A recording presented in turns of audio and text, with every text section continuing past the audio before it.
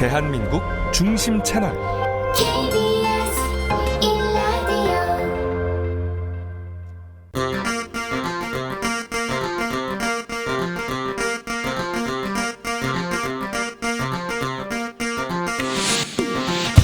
주진우 라이브 스페셜.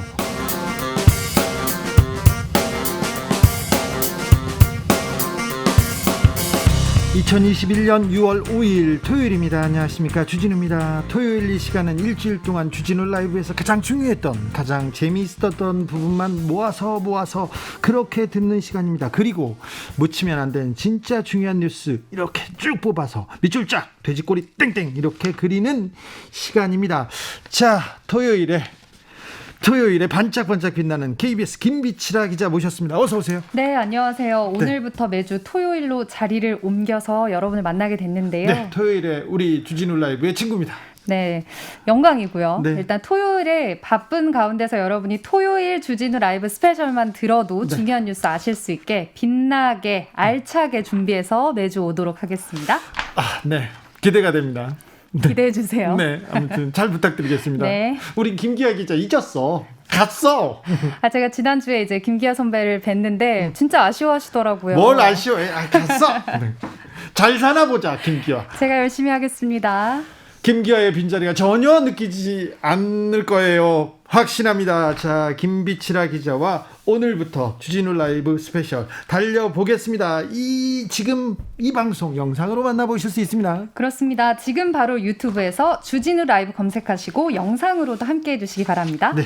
그러면 김비치라 기자 만날 수 있습니다. 그리고 김비치라 기자도 선물 줍니다. 네, 이거 선물이 중요하더라고요. 네, 중요해요. 일주일 동안 방송된 주진우 라이브 어떻게 들으셨는지, 어떤 코너가 재미있으셨는지 청취 후기 상세히 간단히 또 남겨주시면 되는데요. 네. 3분 추첨해서 3만 원 상당의 선물 드리는데 당첨 메시지 받으시면 이번 주에는 치킨, 피자, 아이스크림 중에서 한 가지를 마음대로 고르시면 됩니다. 고를 수 있어요? 골라 먹는 재미가 있네요. 그렇습니다. 이거 달라졌어요. 당첨만 되시면 되니까요. 네. 여러분의 후기를 기다리고 있겠습니다. 알겠습니다. 김비치라 기자는 이렇게 골라 먹고요. 이렇게 마음이 넓어요. 일단 기본적으로 김기아보다 3배 넓어졌다는 거예요. 지난주에 여러분. 아이스크림만 계속 주시더라고요. 그렇죠. 저는 치킨과 피자도 가져왔습니다. 알겠습니다. 자, 일단 폭넓어진 주진우 라이브 스페셜 계속 됩니다. 청취 후기 어디로 보내면 됩니까? 카카오톡 플러스 친구에서 주진우 라이브 검색하신 다음에 친구 추가하시고 후기 간단히 보내주시면 네. 되겠습니다. 김비치라 기자가 준비한 뉴스 브리핑부터 시작해 보겠습니다. 네, 이번 주에도 정말 뉴스들 많았는데요. 네. 오늘 한번 꼭 짚고 가면 좋겠다 하는 뉴스들만 준비를 해왔습니다. 어떤 뉴스부터 만나볼까요? 일단 최근에 세종시 특공 문제 때문에 당정이 긴급하게 10년 만에 이 제도를 완전히 없애겠다라고 해서 많은 분들이 이제 청취자분들도 문제 많았던 이 제도 드디어 없어지는구나 하시겠죠. 없애야죠. 끝내야죠. 근데 이 제도를 없애는 게 문제가 아니라 지금까지 폐해들이 뭐가 있었고 네. 혹시 짚고 넘어가야 될 거는 없는지 들여다보는 게 또 언론의 역할 아니겠습니까? 중요하죠. 사실 저희 KBS에서 지난해부터 이 세종시 특공을 처음 보도를 했고 중간중간에 이 특공 제도들이 어떤 문제점이 있는지 짚어지는데 좀 역할을 했었거든요. 계속 보도하고 있습니다. KBS가. 네, 저도 이제 지난달까지는 관련 취재팀에서 보도를 해왔는데요. 잘했네.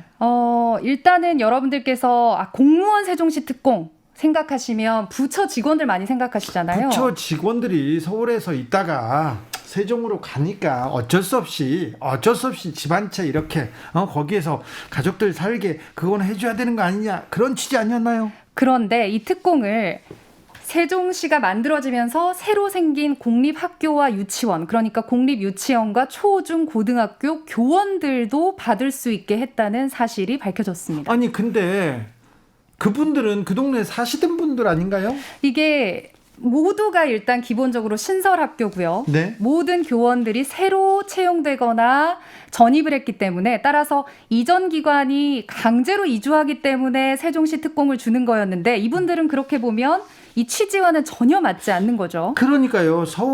서울이나 세종시, 충청 지역 외 지역에서 이렇게 이사 가면 좀 편의를 봐줘야지, 그런 생각이 들기도 해요. 그런데 유치원, 초, 중, 고 교사는 그 지역에서 오는 거 아닙니까? 그렇죠. 강제 이전이 아니라 본인들의 자유에 의해서 채용 결과가 일어난 것인데 네. 2012년부터 2019년까지 저희 KBS에서 취재를 해보니까 584명의 교원들이 특공을 받아갔습니다. 아, 네. 그래서 지난 2020년 9월 28일에 실제 뉴스가 나왔어요. KBS 보도 이후에 교원들은 특공에서 제외를 하겠다. 그때 근데 이번에 저희가 취재를 다시 해보니까 올해도 교직원들의 무더기 특공이 계속되고 있는 올해도요? 겁니다. 이게 문제예요. 언론에 나오고 국민들의 관심이 있으면 우리 고칠게요. 잘못했어요. 얘기하다가 좀 지나가지 않습니까?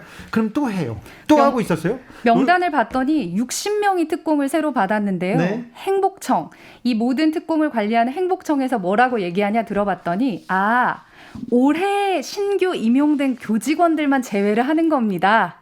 이렇게 답을 한 겁니다. 이 행복청은 공무원의 행복을 위해서 만들어진 단체입니다. 그러니까요. 요즘에 이제 가장 유행하는 단어가 공무원들이 자기들 사는 도시 안 좋게 만들 리 없다. 그렇죠. 처음에는 이제 이전을 강제로 한다고 해서 뭐 여러 가지 불만들이 있었지만 결국에 공무원들이 자신들이 사는 도시를 점점 더 뭐 좋게 만든다 이런 우스갯소리가 나올 정도입니다. 근데 교직원은요. 세종시에서 근무한다고 해요. 아, 그래, 좋아, 근무해. 근데 3년 있다, 5년 있다, 다른 데로 가지 않습니까? 맞습니다. 저희가 추가로 취재한 내용들도 그렇다면 특공을 받은 교직원들 지금은 어디 근무하나 봤더니요. 네. 행정중심 복합도시를 벗어나서 133명이 이미 다른 학교로 근무지를 옮겼습니다. 돈은 벌고, 특공으로 돈은 벌고 갔어요.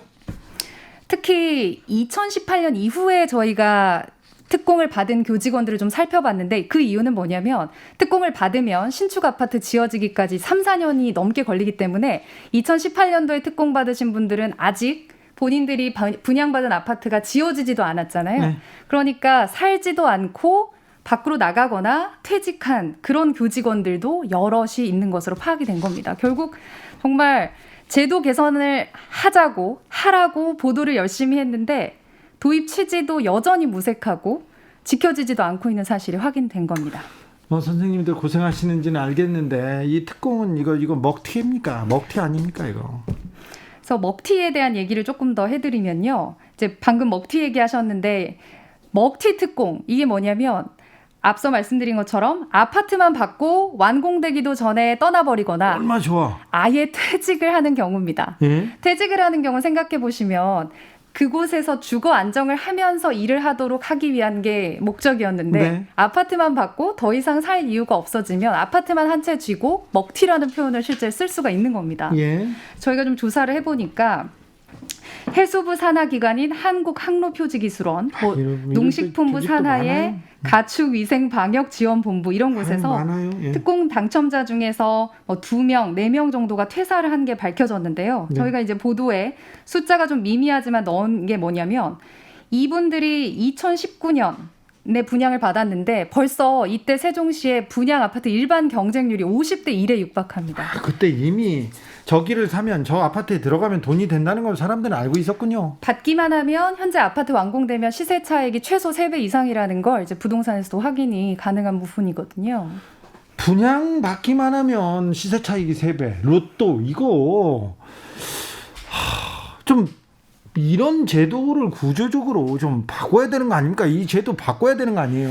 취지가 무색하다라는 게 뭔지 저도 이번에 알았던 게 하나 더 사례를 말씀드리면 이 2014년에 세종에 내려간 총리실 산하의 경제인문사회연구회라고 있어요. 네. 줄여서 이제 경인사라고 불리는 기관이 있는데 예. 여기는 직원 44명이 받았는데 4분의 1이 현재 경인사 직원이 아니에요. 왜냐하면 이 경인사는 특성상 예. 박사학위 소지자들을 1년 계약직으로 채용을 하는 건데 도대체 잠깐 연구하고 가는 데입니다. 언제 떠날지 모르는 사람들에게도 특공 자격을 줘서 결국에는 실제 이게 현실로 나타났잖아요. 자, 공무원만 되면 계약직이든 누구든 공무원만 되면 이 특공 자격을 줘가지고 이 사람들 여기서 1년 동안 사실 집 산다는 게 보통 일 아니잖아요. 그렇죠. 평생 한 번인데 이 사람들 1년 동안 일하면서 언제 집 살까, 언제 분양받을까, 어디 해, 서로 땅 보러 다니고 집 보러 다니고 무슨 연구를 했겠어요. 경인사 뭘 사? 집을 사고 있지 않습니까? 아니, 또 이제 연구를 진짜 하신 분들도 계시니까요. 네, 일부. 네. 그런데 44명이요. 많이도 받았네. 이게 참 이 특공의 제도를 폐지하겠다, 개선하겠다 할 때마다 개선하는 참 그럴듯하게 나와요. 그러니까 지금도 이미 규정에는 이 아파트 입주일 이전에 퇴직을 하거나 네. 그 기간과 계약 만료되면 특공 못 받는다 이렇게 엄연히 적혀져 있는데요. 네. 전혀 지켜지고 있지 않은 사실이 확인이 된 겁니다. 이번에도 특공 문제 바로 잡겠다, 뿌리 뽑겠다 했는데 잘 되는지 이거 조금 이따가 보도하자고 다시 네. 한번 또 살펴봐 주세요. 알겠습니다. 주진우 라이브 스페셜에서 또 다시 특공 문제 잘 되고 있는지 한번 짚어볼게요. 이 그 보도 후 취재 후가 더 중요합니다. 맞습니다. 계속 해주세요. 아이고 네. 이거 좋은 기사입니다. 이거 김기아 기자는 이렇게 못하. 사실 듣고 계실 것 같은데 또 너무 그러지 마시죠. 아니야, 들으라고 하는 거예요. 너 가서 잘 사는가 보자. 네, 그렇죠. 김기아 기자는 다른 데서 지금 열심히 하고 있습니다. 다음 뉴스로 가보겠습니다. 네, 또 아파트 얘기 안 할 수가 없는데요. 네. 요즘에 이제 아파트 전셋값 너무 올라서 특히 이제 결혼하는 신혼부부나 2030 혼자 사시는 분들은 그래 아파트보다는 새로 생긴 깨끗한 신축 빌라나 오피스텔 가자 해서 네. 많이 그쪽으로 몰리고 있잖아요. 빌라로 가야죠. 원룸으로 가야죠. 어쩔 수 없잖아요. 그러다 보니까 또 이쪽 분야에서 보증금 먹튀 사기가 아주 기승을 부리고 있다는 얘기입니다. 또 여기는 어려워서 왔는데 이제 출발한다고 왔는데 또 여기를 이 노루목을 또 지키고 있는 또 사기꾼이 있군요. 현대사회가 무섭습니다. 정신을 바싹 차려야 하는데 제가 오늘 어떤 방법을 분들입니까? 좀 알려드릴게요. 네. 지금 이제 신축 빌라 우리가 구경 가면 시세를 살펴야 되는 게 우선인데 이제 주변 시세가 다 한 2억 원, 3억 원대다 보니까 붙어있죠. 방 2개, 화장실 하나 얼마. 네. 방 3개 뭐 하나, 원룸 얼마 이렇게 붙어있는데 비슷하죠. 시세가 이렇게 형성돼 있습니다. 공인중개사에게 이거보다 조금 더 싼 매물 없나요? 이렇게 물어볼 수도 있죠. 아니, 다 그렇게 물어보죠. 이거보다 더 비싼 걸로 주세요. 그런 사람은 없어요. 그래서 공인중개사가 있다. 내가 시세가 2억 원인데 1억 6천짜리 집을 구해주겠다. 이렇게 얘기를 하는 겁니다. 일단 뭐 한 20% 싸면 글로 먼저 가봐야죠. 근데 조건이 있다는 겁니다. 조건이요? 계약을 하고 보증금도 다 내는데 계약을 하고 돈 다 낸 다음에 전입신고만 조금 늦추자라는 겁니다. 전입신고만요? 왜요? 근데 얼핏 생각하면 일단은 싼 가격에 들어가고 크게 큰 문제는 없는 것 같아요. 그리고 공인중개사가 중간에서 믿고 중개해 주니까요. 나를 믿고 해라. 그러면 내 부동산 아저씨만 믿고 사장님만 믿고 그렇게 할게요. 이렇게 할 수 있죠. 근데 이런 경우에 그 아주 짧은 기간에 돈을 받고 전입신고를 늦춘 그 일정 기간 안에 빌라 건물이 경매로 넘어가게 되면요. 어휴. 이 임차인의 세입자 경우는 최후순위 채권을 받기 때문에 돈도 아예 못 받는 경우가 많이 일어나고 있다고 합니다. 이거 그러면 그냥 전세 보증금 뺏기는 사기 아닙니까? 사기?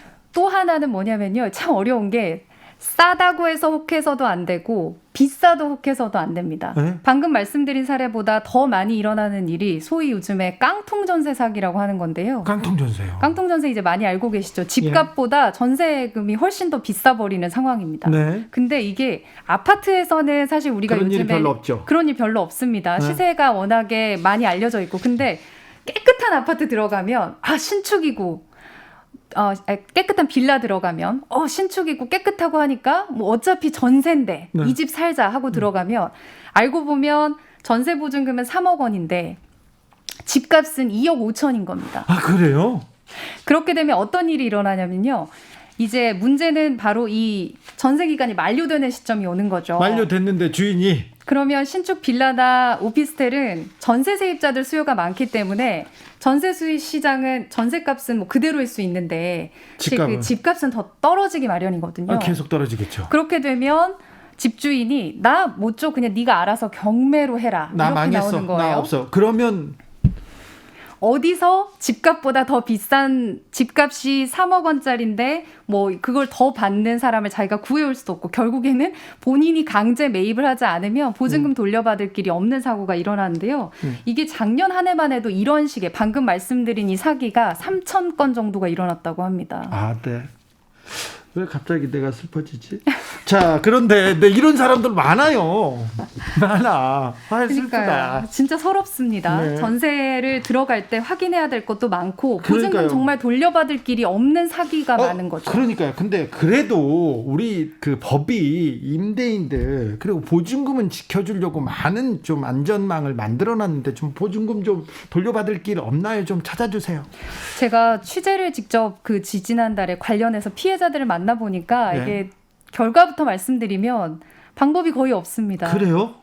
첫째로는 당연히 임대인을 상대로 해서 뭐 지급 명령을 신청하거나 민사 소송을 할 수 있지만 이미 임대인이 돈을 빼돌려 놓고 나는 없다 배를 째라고 배를 이렇게 그렇죠. 보여주고 그래요. 그러면 소송은 소송대로 진행되고 일단 내 돈은 못 받는 거잖아요. 시간은 흐르고요. 유일하게 이제 이 억울함을 풀어볼 곳은 그 중개를 담당한 공인중개사인데요. 네.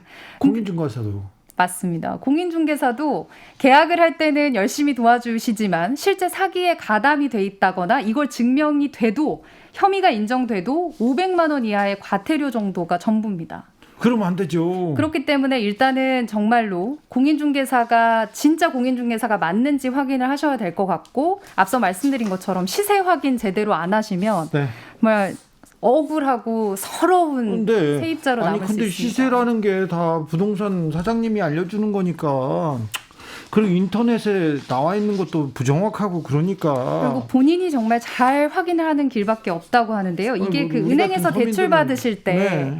어느 정도 그 주변 시세에 대해서 감정을 좀 받을 수가 있대요. 그래서 그걸 거기다 공인중개사만 물어보더라고. 너무 믿지 마시고 여러 방법을 확인하셔야 정말 몇 번이고 확인하셔야 된다는 사실을 요새는 말씀드립니다. 사이트에 그리고 등기부등본에 그리고 국토부 사이트에 옆집이 얼마에 팔렸어요, 뭐 매매가 됐어요 이런 거 나오거든요. 그러니까 좀 잘 알아봐야 되는 것 같습니다. 아무튼 맞습니다. 서민들 살기가 더 힘드네. 참 어렵네. 좀 이 피해를 미연에 방지해야 돼요. 그러니까 처음에 계약할 때 잘해야 됩니다. 그리고 또 피해를 방지할 방법 팁 있으면 알려주십시오. 네, 전세 보증 보험에 무조건 가입을 하시는 건데요. 정말 전세 무조건. 보증보험. 네, 이 전세 보증 보험이 이제 전세 계약해 보신 분들은 아시겠지만 이제 내가 그 낸 보증금 그 임대인이 주지 않았을 때 내가 보험 가입한 그 공사에서 집주인을 대신해서 이제 지급을 해주는데 너무 좋은 제도죠.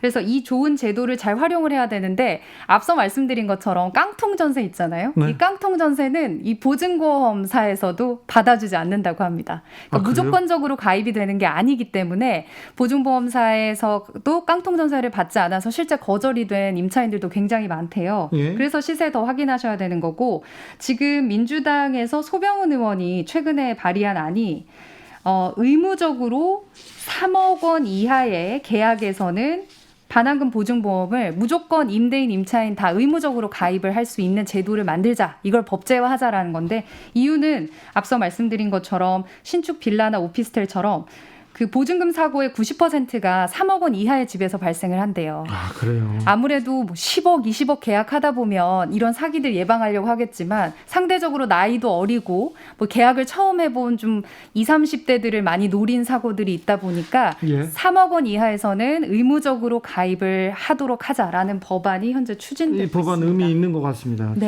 좀 꼭 필요한 것 같습니다. 참 아무튼 사회생활을 시작하려는 청년들한테 이렇게 악어들이 지금 입을 벌리고 있다는 게 좀 안타깝기도 하네요. 네. 네. 아무튼 보증보험이요?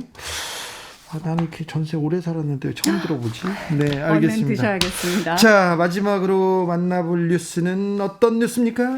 네, 훈훈한 소식도 가져와야 되겠다 해서 한번 찾아봤어요. 그렇죠.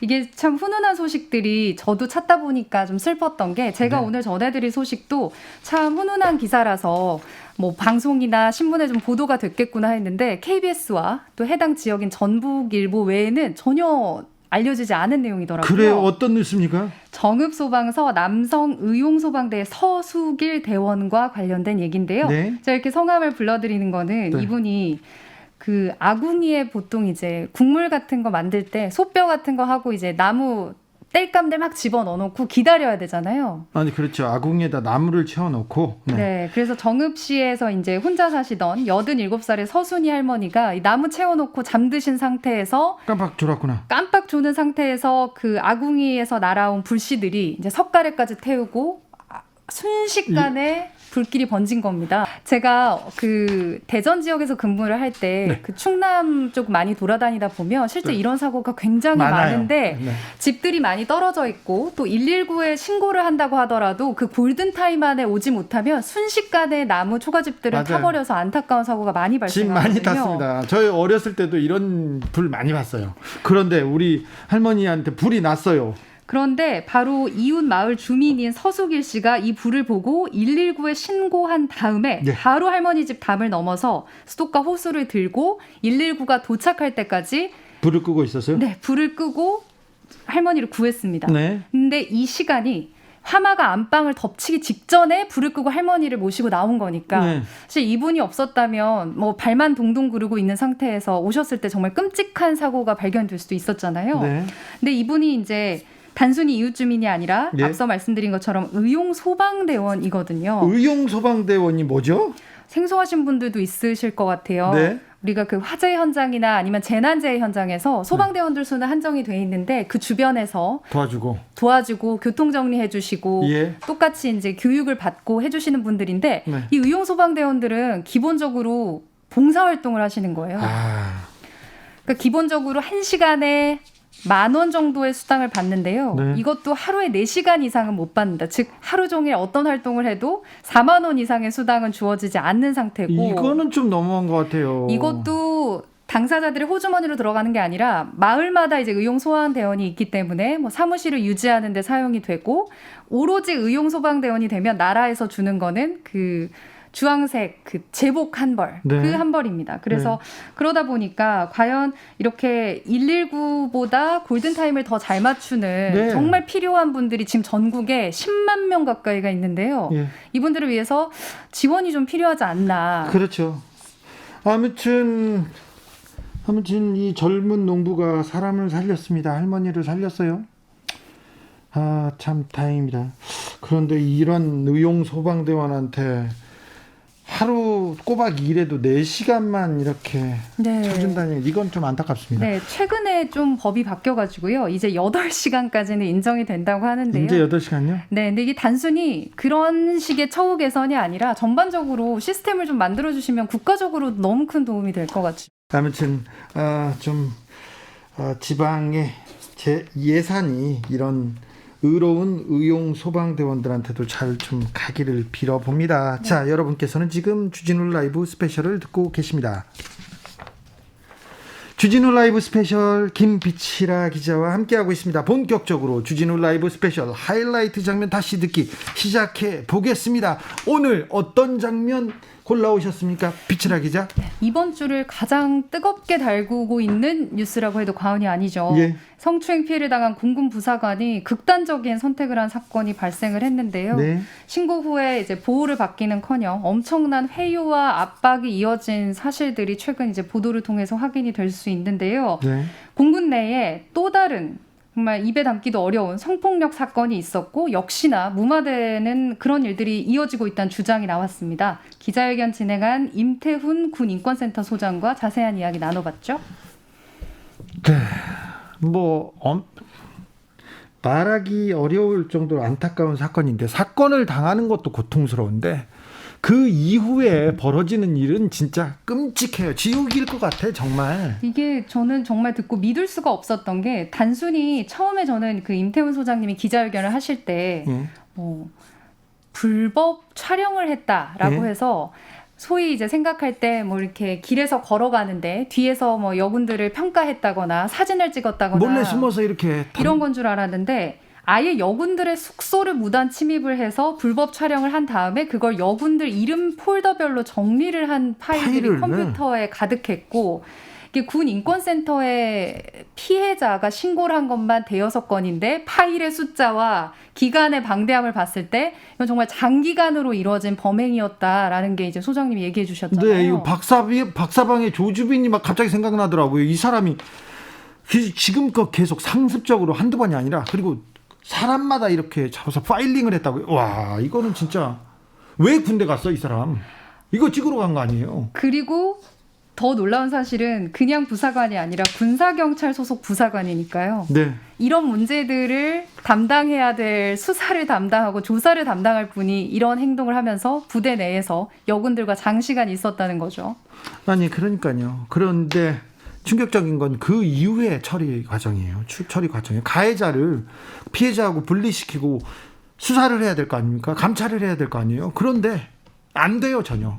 그 임 소장님도 엄청 분노를 하셨던 게 이게 분리는 당연한 것이고 지금 범죄로 구속 수사를 해야 될 상황인데도 그 분리를 했다라는 것도 정문에 있던 초소에서 일하던 그 군사경찰을 후문으로 보냈다는 거 아닙니까? 이게 무슨 분리예요? 그러니까 이 얘기는 피해자는 계속 부대 내에 다니면서 저 후문만 그럼 난 안 가야 되나? 뭐 이런 상황인 거죠. 말도 안 되는 상황인 거죠. 명확하게 아니 이분이 무죄 추정의 원칙 존중합니다.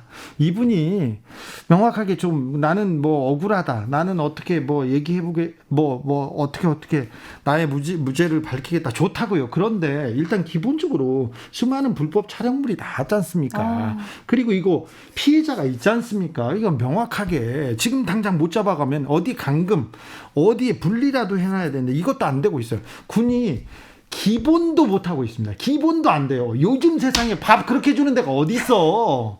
돈이 없냐고요. 아, 정말 저 그 식판을 본 충격을 잊을 수가 없는 게 정말 요즘 세상 2021년도에 먹을 것 가지고 장난치는 곳이 군대였습니다. 식판값은 안 받아요. 그리고 인건비도 안 받고 거기 땅값도 다 안 받고요. 임대료도 없어요. 그 돈 가지고 그냥 재료값이야. 식재료값. 그것도 60만 명이 55만 명이 사 먹는, 그러니까 양질의 밥 제공할 수 있어요. 밥은 먹여야 될 거 아니에요. 그 임 소장님도 저도 정말 궁금했던 게 이게 사진을 찍은 정말 특수한 상황에 특수한 부대만 그랬을까였는데 이게 전체 급식 현황을 물어보니까 군사 기밀이라서 안 된다라는 뭐 비공개 답변을 받았다 이렇게 인터뷰를 하셔가지고 군사 기밀 좋아해요. 진짜 분노가 나더라고요. 군사 기밀 진짜 좋아합니다. 군사 기밀 진짜. 제가 또 취재를 갔었는데 저기 전방부대에 취재를 갔는데 군인들이 많이 왔어. 국방위원들하고 같이 갔어요. 네. 노무현 정부 때 국방위원들하고 갔는데 그럼. 국방위원들이 오니까, 국회의원들이 오니까 별들이요 막 달려다니는 거예요. 그런데 제가 좀 건방지잖아요. 국방위원장 형한테 내가 형이라고 내가 뭐라고 잘못한다고 막 지적질을 했어요. 네. 그러니까 그분이 끄덕끄덕 하다가 아우 그건 고쳐야 되겠네 막 이렇게 간사 막 그런 분들, 네. 위원장이 나한테 그거 잘못됐네 막 하니까 저 사람은 누군가, 저 사람이 힘이 센가 보다 하고 저한테 그렇게 달려오더라고요. 근데 그 정성을 장병들 먹이는데 해야 될 거 아닙니까? 아니, 지금 뭐 공군에서 일어난 총체적인 문제, 뭐 지금 부실급식 문제, 뭐 지금 조금 어저께 그 공군 참모총장이 사의를 표명하기도 했는데 네. 이게 문제는 자꾸 사의만 표명하고 사람만 바뀔 게 아니라 매뉴얼도 자꾸 만들기만 할 게 아니라 실행이 되는지를 봐야 되는데요. 그래도 이번 그 뼈아픈 사고에서 이번 기회에 좀 네. 배우고 조금 더 나아지는, 그리고 이제 또 군대 인권을 생각하는 그런 군대로 거듭나길 바라보겠습니다. 네. 더 자세한 이야기가 궁금하신 분들을 위해서 저희가 수요일 훅 인터뷰 하이라이트를 준비했거든요. 지금 듣고 오도록 하겠습니다. 오늘은 어떤 내용의 기자회견이었습니까? 네, 오늘은 그 공군에서 그 우리 민간에서 얘기한 경찰이 있어요. 군대도. 그걸 네. 이제 헌병이라고 하는데 최근에 이제 명칭을 바꿔서 군사경찰이라고 합니다. 네. 이 군사경찰 소속 부사관이 여군들의 숙소를 무단으로 침입해서 네. 불법 촬영들을 했고, 그리고 그것을 넘어서서 그 여군들의 신체를 이제 몰래 불법 촬영한 것들이 발각이 된 겁니다. 이제 예. 처음에 이제 무단 침입했다가 발각이 돼서 현행범으로 이제 체포됐기 때문에 이 사람의 이제 그런 컴퓨터들을 뒤져봤는데 거기에 그 피해 여군들의 이름에 여러 가지 폴더가 있고, 그걸 클릭해서 들어가면 그런 불법 촬영물들이 그대로 이제 있었던 것이죠. 네. 근데 문제는 예? 그 피해자들과 가해자들을 분리하지 않았습니다. 아, 그래요? 예, 피가해자 분리 원칙은 군대 내 성폭력 가이드라인의 가장 기본인데, 예. 성폭력 가이드라인이 전혀 작동하지 않은 것이죠. 예. 앞서 그 말씀하신 것처럼 지금 국민적 공분을 사고 있는 그 여군 하사 사망 사건도 피가해자가 분리되지 않았기 때문에 발생한 사건이기도 하거든요. 네. 예. 그렇기 때문에 이런 부분에서 우리 군이 시스템이 다 무너졌다라는 인식을 해야 되는데 네. 그런 인식은 전혀 없는 것 같고요. 예. 이거에 대한 책임도 좀 그 공군참모총장이나 군수뇌부가 져야 되는데 네. 그런 움직임도 없습니다. 그래서 일단은 이런 문제들이 발생했으면은 일단은 피가해자 분리가 돼야 되는데 하지 않았고 소장님, 예. 피해자하고 가해자하고 분리를 해야 되는데 그러면 네. 군, 경찰, 네. 헌병들은 그러면 어떻게 지금 처리하고 있었어요? 처리하지 않고 지금 최근에 분리라고 하면서 정문초소에서 일하던 가해자를 후문으로만 이동시켰거든요. 네. 그러면 이제 피해자들은 후문으로 못 다니는 거죠. 그리고 어차피 이 사람은 부대를 활보하고 다니기 때문에 언제 어디선가 마주칠 수밖에 없는 상황인 거죠. 네. 그러니까 2차 가해가 여전히 벌어지고 있는 상황인 겁니다. 2015년에 군에서 종합적인 대책 이렇게 내놓고 성범죄 무관용으로 처리하겠다 이렇게 얘기했는데 아직도 그냥 2차 가해 그냥 계속 벌어지고 있네요. 이거 공범 역할 아닙니까, 사실? 그렇죠. 그 원 스트라이크 아웃 제도를 실행하겠다 했지만 전혀 작동되지 않는 거죠. 엄밀하게 얘기하면은 이제 가해자는 그 굉장히 과하다 싶을 정도의 인사 조치를 통해서 타 부대로 전출을 보내야 되는 게 맞습니다. 전출이 아니라 이거 감옥 가야 될 일 아닙니까? 그러니까 이제 우선은 피가해자 분리가 우선 원칙이니까 예. 방출을 하면서 사안의 경중을 따져서 이것이 구속이 필요한 사안이라고 판단되면 거기서도 구속시킬 수가 있거든요. 그렇죠. 타 부대에서. 네. 그러니까 우선은 피해자의 스트레스와 위협 상태를 해소시키는 게 1차적 목표인 그렇죠. 거죠. 그래서 분리해야 된다는 얘기를 먼저부터 하는데. 네. 그래야지만이 가해자를 비호하는 세력들이 가해자 중심으로 형성되지 않는 거예요. 그렇죠. 그리고 지휘권자의 어떤 일벌백계 의지를 일사천리로 천명하는 방식이기도 하죠. 네. 근데 그런 것들이 전혀 작동되지 않고 있다라는 것은 우리 군의 인하단결력이 전후회가 여전히 잘 작동하지 않는다. 이런 군대가 전쟁을 하면은 아군끼리 총질할 개연성이 매우 높다. 아, 그래요? 네, 그렇죠. 왜냐하면 베트남전에서 상관 사례가 굉장히 많았거든요. 그거는 그 상관들이 가혹행위나 구타나 이런 병영부조리가 있었기 때문에 불만을 품은 하급자들이 상관을 향해서 총을 쐈거든요. 네. 그러니까는 결국 우리 군에 이적 행위를 하는 거나 마찬가지입니다. 이런 행태는. 아무튼 네, 이런 그 범죄 행위를 덮어주는 게 이 소속 부대에 절대 도움이 되지 않아요. 네, 그렇죠. 네. 그래서 이제 그런 일들이 이제 벌어졌고 문제는 이것이 갖는 의미에 대해서 아직 잘 모르고 있고 가해자를 아직도 이제 구속 안 시킨 것 같아요. 그래요? 네네. 이거 소속 부대장이 책임져야 될 일 아닌가요? 저는 소속 부대장이 책임지는 걸 넘어섰다고 봅니다. 그래요? 그 위까지. 네. 정홍주님께서. 왜냐하면 2014년도에 윤일병 사망 사건을 기억하실 겁니다. 예. 그 당시 박근혜 정부에서 일어나서 이 공분을 샀고 결국은 대통령이 육군참모총장을 경질했거든요. 네. 그러니까 이게 시스템이 작동하지 않았기 때문에 사람이 죽은 것이고 결국은 군이 사람을 죽인 건데 이것도 사실은 시스템이 작동하지 않았고 결국은 피해자를 죽음으로 내몬 건 군입니다. 네.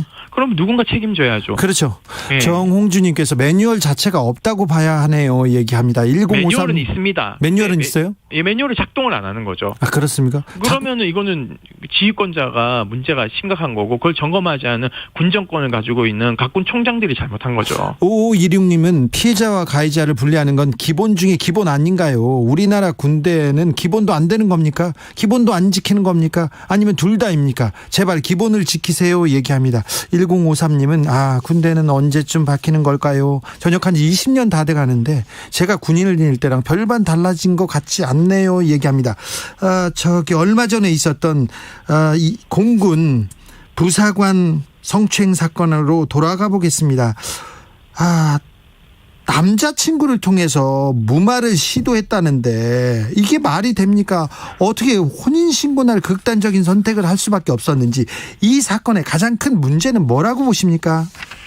우선적으로는 피해자에게 공감을 하지 못하는 우리 군 수뇌부의 인식이 그대로 투영됐다고 보시면 될 것 같고요. 취시해서 덮으려고 했어요? 네, 그렇죠. 왜냐하면 이 사건이 발생을 하면 통상적으로 지휘권자에게 보고를 하고 그다음에 지휘권자는 이것이 범죄라고 판단됐을 때는 곧바로 군사경찰에 그 상황을 알리고 적극 수사를 해야 된다고 이제 고발을 해야 되는데 네. 이제 이 밑에서는 이제 무마하려고 이 상급자들이 대대장에 보고를 못하게 했어요. 예.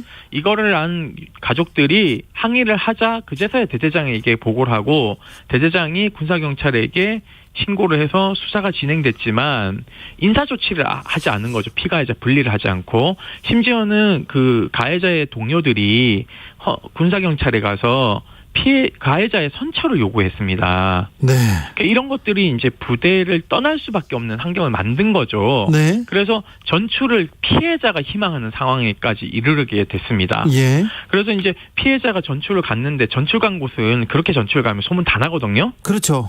그러니까는 굴러온 돌 내지는 굉장히 문제 일으키고 온 사람 취급을 하기 시작하는 거죠. 네. 그러니까 결국은 극단적 선택을 할 수밖에 없었다라는 것을 군이 스스로 좀 인지해야 되는데 뭐 아직도 잘 모르는 것 같고요. 더 문제는요. 네. 코로나 방역 지침이 있음에도 불구하고 회식을 했고요. 아, 그럼 안 되죠. 회식 자리에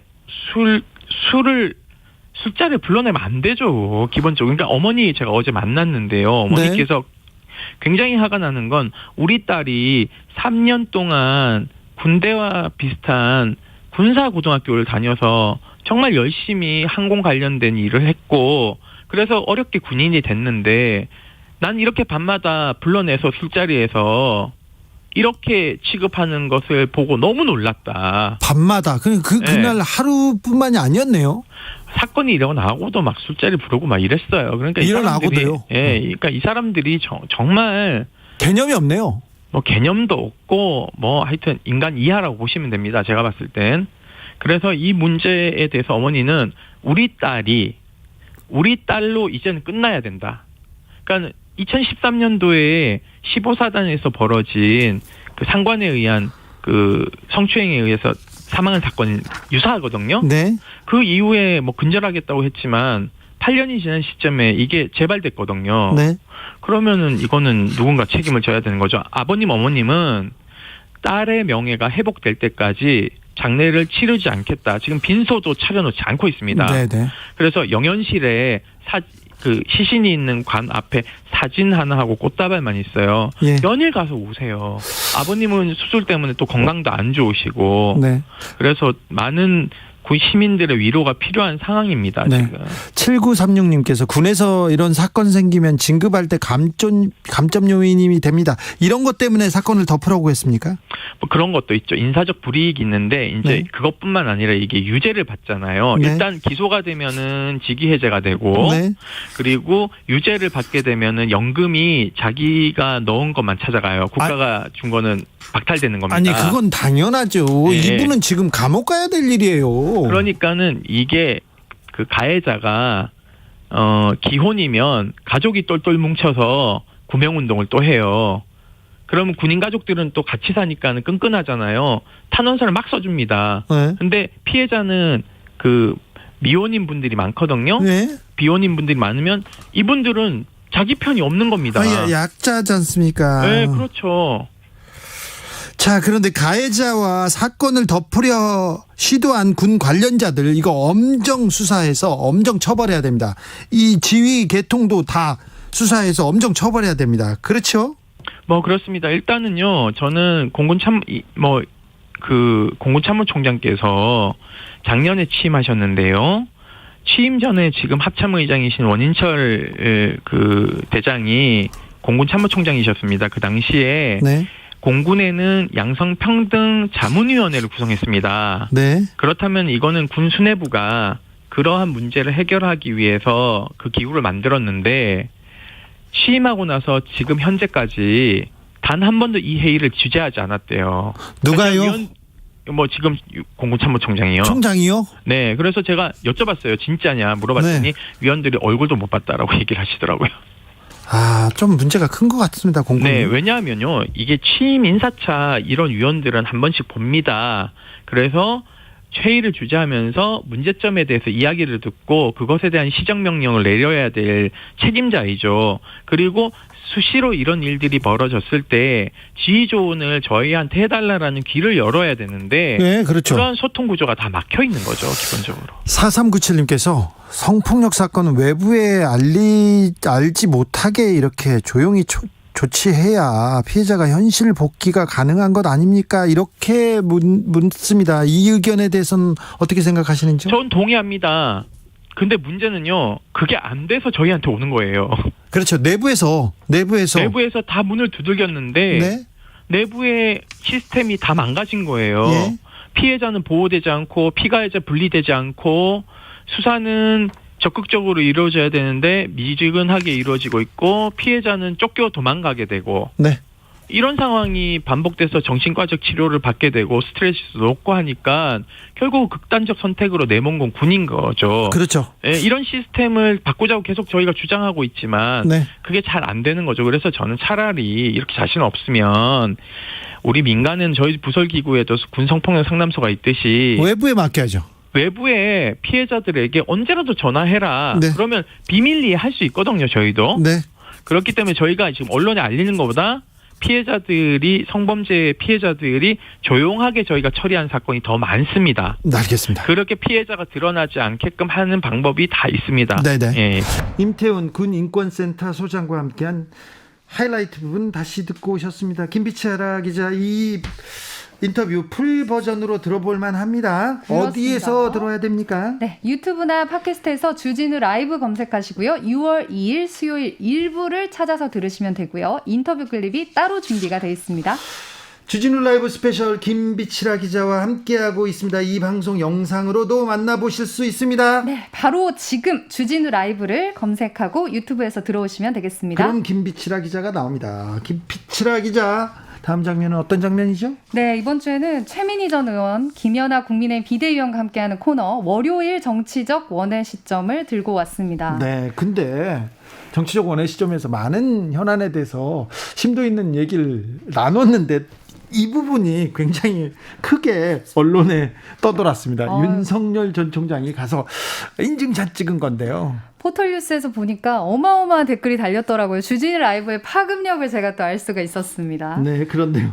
그런데 뭐 그렇게 어떻게 보셨는지 지역 피하는 전혀 아니었고요. 다른 내용도 아니었었는데 최민희 의원은 민주당이나 여당에서 이런 일이 있었으면 언론에서 들고 나섰을 텐데 조용하네요. 이런 식이었지 않습니까?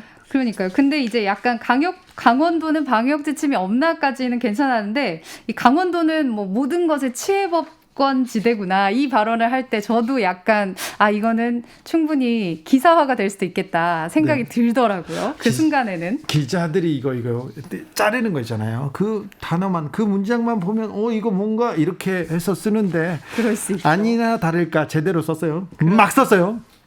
그래서 엄청 저도 이 주진 라이브의 파급력과 그 김연아 비대위원님 말씀해 주셨지만 그 언론에서는 말 한마디 가지고도 정말 10개, 100개의 기사를 만들 수 있기 때문에 조심해야겠다 생각했습니다. 아무튼 이게 그렇게 큰 의미였는지는 뭐 주진우 라이브 스페셜을 쭉 들어보시면 여러분이 판단하시면 됩니다. 여러분이 판단하셔서 나는 저거 문제 있다. 그런 문제 있는 거고요. 없다 그러면 너무한다 그러면 그런 건데 여러분이 직접 판단하도록 저희가 판단은 여러분의 몫으로 남겨두겠습니다. 이날 다른 얘기도 많이 하셨어요? 이 전당대회가 진짜 뜨겁잖아요. 국민의힘 전당대회가. 그래서 저도 김연아 비대위원 어떻게 보고 계실까 싶었는데 뭐 많은 분들이 얘기하는 것과 똑같았습니다. 지금 이제 가장 핫한 소식이 과연 나경원, 주호영, 중진이 이준석을 이기기 위해서 단일화를 할 것인가 여부였는데 네. 역시나 공개적으로 단일화하면 역풍 불 것이다 이렇게 좀 잘라서 말을 하셨고 실제 지금 두 후보도 우리 단일화? 그런 거 생각해 본 적도 없어 선을 긋고 있잖아요. 지금 이미 그런 그 시간을 그 타이밍을 놓친 거 아닙니까? 그래도 정치는 어떻게 될지 모르잖아요. 네. 제 생각에는 만약에 단일화 여지가 남았다면 뭐 이틀 전, 사흘 전까지는 충분히 여지가 있다고 봅니다. 그렇습니까? 오랫동안 국민의힘을 담당했던 김비치라 기자의 분석이었습니다. 그리고 민주당 부동산 정책에 대해서 또 김연아 의원 좀 약간 부정적이더라고요. 네. 사실 저도 계속 그 기자들의 수다에서도 세금 얘기 많이 했지만 실제 이게 재산세, 양도세, 종부세 같은 경우는 올해뿐만 아니라 이제 내년에 현실화됐을 때 국민들이 어떻게 받아들일지는 정치인들도 초미에 관심을 갖고 보고 있기 때문에 요거 어떻게 할지는 아직 이제 마무리는 안 됐지만 김연아 비대위원 얘기한 것처럼 양도세, 종부세 같은 것들 선거 앞두고 어떤 셈법으로 민주당이 했는지 이 부분은 정말 자세히 좀 볼 필요도 있을 것 같아요. 기본적으로 이게 부동산 정책이 그 너무 가파르게 올라버린 부동산 가격을 좀 안정시켜서 서민들도 좀 진입할 수 있게 해달라 이렇게 생각하는데 올랐는데 거기서 세금을 내려서 가지고 있는 사람들, 집 가진 사람들의 세금을 내려서 좀 부담을 줄여주자 이렇게 방향이 선회한 것 같아서 지금 이 부분에 대해서는 민주당 지지자도 국민의힘 지지자도 약간 불만이 좀 있는 것 같습니다. 네. 근데 또 불만을 또 언론에서 또 잘 만들고요. 야당에서 그렇죠. 또 그 부분을 잘 지적합니다. 이제 선거가 또 다가오는 시즌이기 때문에 네. 부동산 세금 얘기는 계속 나올 것 같습니다. 계속 나올 때마다 큰 싸움이 일어나게 될 것 같습니다. 네, 더 자세한 얘기 궁금하시죠? 월요일 정치적 원의 시점의 하이라이트 부분을 이어서 듣고 오겠습니다. 큐! 윤석열 전 총장이 권성동 의원을 만났어요. 왜 권성동 의원일까요? 많은 사람들 중에 처음으로 만난 정치인이 왜 권성동일까요? 김연아 의원님 뭐라고 합니까? 아니요, 권성동 의원이 지금 뭐 당 지도부도 아니시고, 네. 예, 그러니까 제가 봤을 때는 뭐 당의 지도부를 만나신 것 같지는 않고요. 네. 권성동 의원이 검사 출신이시잖아요. 아니 검사 출신 많잖아요.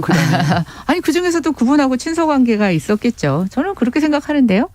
그 또 다른 뭐 숨겨진 뭐가 있지 않을까요? 글쎄 이제 오늘 기사 나온 거를 봤기 때문에 뭐 저는 거기까지. 네. 근데 그냥 유유상종 편한 분들이 검사끼리 만난 거니까 네. 뭐 좀 지켜봐야 될 것 같고 그거보다는 강원도는 방역 지침이 낮은가 보죠. 그렇게 마스크 안 쓰고 6명 정도가 사진 찍고 이런 사진을 그냥 올린 거 보고 강원도는 방역 안 하나?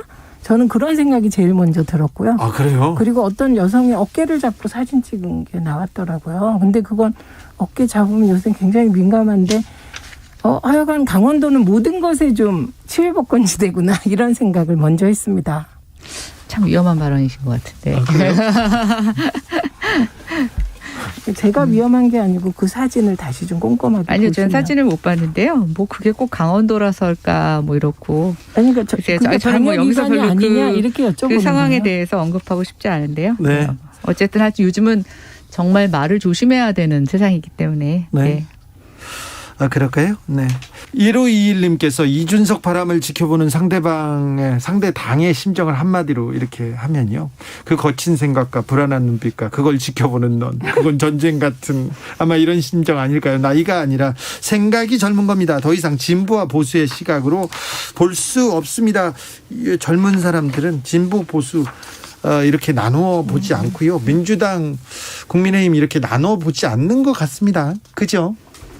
네, 그렇죠. 저는 이번에 이준석 후보의 저 돌풍 모든 정치권에서 의미 있게 봐야 된다고 생각을 해요. 그래서 저는 이미 당대표가 되든 안 되든 이준석 후보가 주는 메시지는 충분히 그에게 승리를 그럼요. 안겨줬다고 네. 생각을 하고 있고요. 이번 당권 레이스의 승자는 이준석입니다. 네, 그리고 아까 뭐 댓글에 올려주신 시청자분 얘기도 있지만 나이의 문제가 아니라 이제는 생각이 젊어야 된다라는 거, 저는 뭐 명백히 이번에 드러났다고 보고 있고 아마 뭐 이번에 진짜 이준석 최고보다 나이 많은 모든 정치인들이 아마 이 메시지를 젊게 하는데 노력하는 서로 경쟁이 일어날 거라고 생각합니다. 네, 이준석 전 최고처럼 좀 강하게 세게 이렇게 던져야 되는데 김연아 의원은 그런 쪽은 아니잖아요.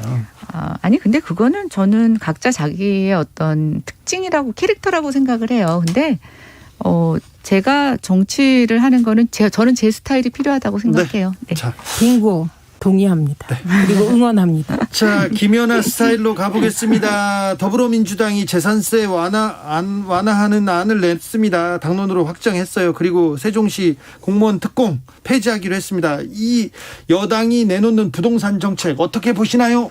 재산세 완화는 그럴 줄 알았어요. 딱 제 예상을 넘지 않고 딱 제 예상대로 하고 있네요. 네. 네, 저는 이번에 더불어민주당의 부동산 TF는 지난 재보궐선거에서 어떤 부동산 세금이 선거에 미치는 영향을 간파하고 딱 그것을 회복하는 정도로만 할 거라고 생각을 했어요. 그래서 종부세는 상대적으로 그 대상자가 적고 재산세는 대상자가 많기 때문에 저는 이걸 택할 거라고 봤고 나머지 변죽을 올리던 것들은 못할 줄 알았습니다. 근데 재산세를 완화해도 내년에 공시가격을 올리면 세부담은 줄어들지 않습니다. 근데 이제 이게 6월 1일까지 이 재산세 완화를 확정을 해야 내년에 선거 전에, 그러니까 내년 대선 전에 재산세에 대한 공시가격 얘기를 할 수 있을 것 같으니까 딱 저는 내년도의 선거만을 의식한 거라고 보고 있고요.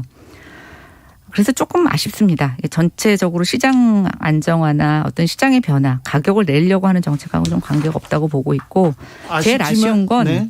세종시를 비롯한 지금 특공 네. 제도를 폐지하기로 한 건데요. 저는 이거 소일코 외양간 고친 거라고 봐요. 그러니까 지금 폐지해봐야 더 이상 추가적으로 내려갈 기간도 없고요. 내려가서도 안 되고요. 지금 외양간이라도 고쳐야 되는 거 아닙니까? 그러니까 어차피 이 제도 이용할 사람이 이제 없어요. 이렇게까지 특공이 난리가 났는데 네. 추가적으로 이전하겠다는 기관도 없는데, 문제는 기존의 특별공급 제도를 통해서 특혜를 받던 사람들, 그리고 그 안에서 이번에 관평원처럼 어떤 문제가 있는데도 덮고 넘어가거나 그냥 무마했던 상황이 있을 수 있는데, 그런 것들을 국정조사를 통해서 짚고 넘어가지 않겠다는 거, 저는 너무 비겁하다고 생각해요. 우선 세종시 공무원 특공 폐지는 이건 앞으로도 모든 곳에 적용이 되겠죠. 네. 이 특수한 형태의 공급 특혜는 없어지는 거죠. 네. 이번 계기로. 네. 그건 긍정적인 거로 보고. 그다음에 간평원 같은 거는 이미 검찰에 고발이 되지 않았습니까? 네. 그런 검찰 수사를 해야 된다고 생각합니다. 그리고 그렇게 진행돼야 되고. 그다음에 이 공무원 특공을 가지고 국정조사 하자는 게 저는 취지가 뭔지를 잘 모르겠습니다. 이 이유는 이게 처음에는 수도 이전 문제로 시작됐다가 이게 이명박 정부 때 이게 세종시로 확정됐습니다. 박근혜 의원에 의해서 된 거죠, 이게. 네. 그리고 이게 2012년 박근혜 당선에 큰 역할을 했습니다. 그래서 이 공무원 특공의 계획이 문재인 정부에서 세워지고 실행된 게 아니에요. 그러니까 이걸 하려면 사실은 굉장히 긴 세종시의 역사까지 다 나오게 되는데, 저는 그거를 다 아는 여당이 안 받을 이유가 없다, 이렇게 생각합니다. 그래서 여당이 지금 왜 안 받는지, 이게 이제 불필요한 대선을 앞두고 소모적인 논란을 일으킨다, 이런 이유잖아요. 그래서 이걸 좀 특정해서 하면 어떨까 싶어요. 네. 예를 들면 정말 비리 행위가 있는 부분을 특정해서 국정조사 한들 뭐가 문제겠습니까? 이게 그러니까 한 정부의 일이 아니고 네. 여러 정부에 걸친 일이라, 결국 이런 걸 하면 이제 이런 제도가 얼마나 섬세하고 엄중하게 설계해야 되는지, 그리고 처벌받을 사람들은 검찰의 수사로 처벌받게 하고, 이렇게 결론이 난다면 못 받을 이유도 없어 보인다. 국회의원들 부동산 투기 전수조사는 왜 안 하는 거죠? 왜 못 하는 거죠? 일단 국민의힘은 하겠다고 처음에 하셨다가 안 하고 있는 거고, 민주당은 지금 부패방지위원회인가요? 네. 거기서 이미 조사를 의뢰했기 때문에 결과가 나오지 않을까요? 근데 저는 국회의원들 부패방지 전수조사 그건 그거대로 하고요. 예. 이 아파트 특별공급은 보시면 이 제도를 누가 만들었느냐가 중요한 게 아니고요. 그 당시에도 이전 대상 기간은 명시하도록 돼 있고 그 기간 종사자에 한해서만 특별공급을 허용을 했어요. 근데 이번에 관평원과 또 일부 청주에서 옮겨가는 기관, 대전에서 옮겨갔던 기관, 오송에서 기관이 이전하는데 세종시에 특별공급을 줬던 이런 사례들이 막 지금 드러나면서 도대체 이게 어디서부터 삐그러졌는지 정도는 한 번은 점검을 해야 된다고 생각을 해요. 그게 국정조사 형식이 안 맞을 수 있다는 거예요. 아니죠. 검찰 수사는 특별공급에 없는데 특별공급을 한 사례는 잡아낼 수 있어요. 그러나 특별공급 대상이기도 한데, 대상은 분명한데 그러니까 의사 진행을 하는 과정에서 예를 들어서 저는 이렇게 요번에 다 살펴봐야 되는데요. 공공기관 이전 목록에 들어갔던 기관인데 특별공급을 준 것과 아닌 것은 저는 명백하게 찾아봐야 된다고 생각을 해요. 아니, 그게 불확실하니까 무슨 얘기냐면, 국정조사라는 것은 이 계획이 잘못됐고 계획의 실행 과정에서 의도적으로 계획을 틀었느냐인데, 지금 언론에 보도된 건 그런 것이 아니고, 예를 들면 A가 대상 공직기관에 근무를 했어요.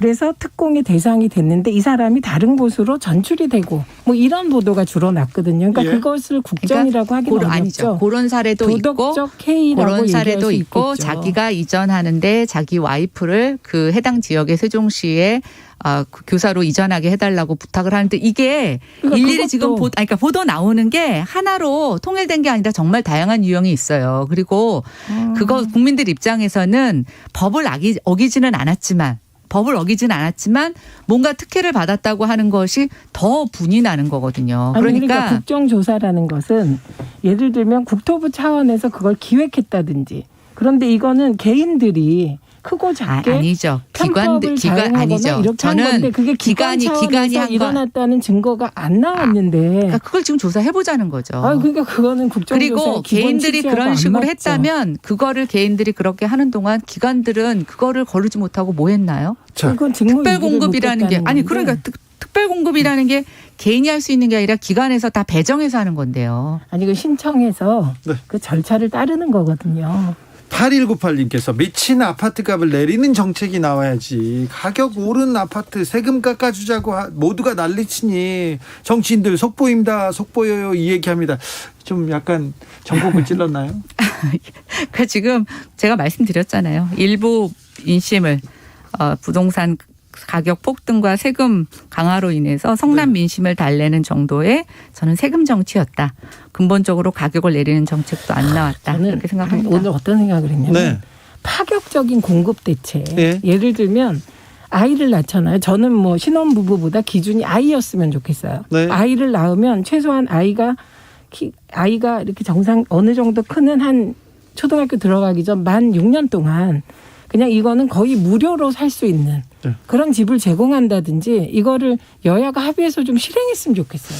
근데 국민의힘 부동산 정책을 보면 세금 깎아주는 정책이 많잖아요. 부자들을 좀 약간 배려하는 정책 많지 않습니까? 부동산 정책에서.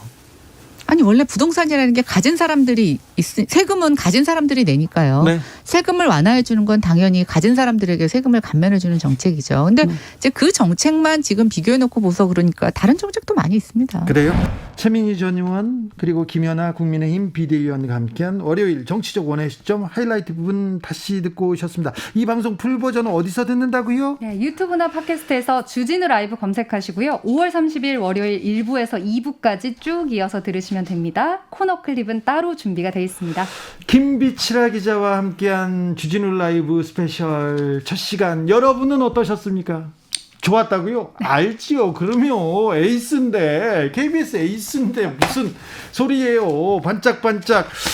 김비치라 기자 어떠셨어요 오늘? 저 지금 시간이 어떻게 갔는지 모를 정도로 네. 목요일 날 나왔을 때 이제 15분 정도 대화를 나누는 시간을 주셨는데 네. 좀 길게 얘기할 수 있어서 좋고요. 네. 여러분들의 의견들 많이 수렴을 해서 정말 꼭 알아야 되는 뉴스들 가져오도록 하겠습니다. 그러자고요. 우리가 좀 게시판에 올라오는 얘기를 잘 좀 듣고 네. 우리가 그 기사도 전해주고 그리고 또 그 얘기를 토대로 우리가 취재도 좀 하고 그러자고요. 그러겠습니다. 자, 앞으로도 잘 부탁드리겠습니다. 네. 선물 주고 가셔야 돼요. 네, 선물 소개 다시 해보겠습니다. 가장 중요하더라고요, 선물이. 중요해. 예. 일단 김비치라 기자는 3개 골라 먹는다니까 3개. 자, 네, 카카오톡 플러스 친구에서 주진우 라이브 검색하시고 친구 추가를 하신 다음에 일주일간 방송된 주진우 라이브 어떤 것도 좋으니까요. 청취 후기 남겨주시면요. 저희가 3분 골라서 선물 드리는데 3만 원 상당의 치킨, 피자, 아이스크림 중에 원하시는 걸 다 고르실 수가 있습니다. 김비치라 기자 감사했습니다. 고맙습니다. 주진우 라이브 스페셜 여기서 인사드리겠습니다. 저는 다음 주 월요일 오후 5시 5분에 돌아옵니다. 지금까지 주진우였습니다.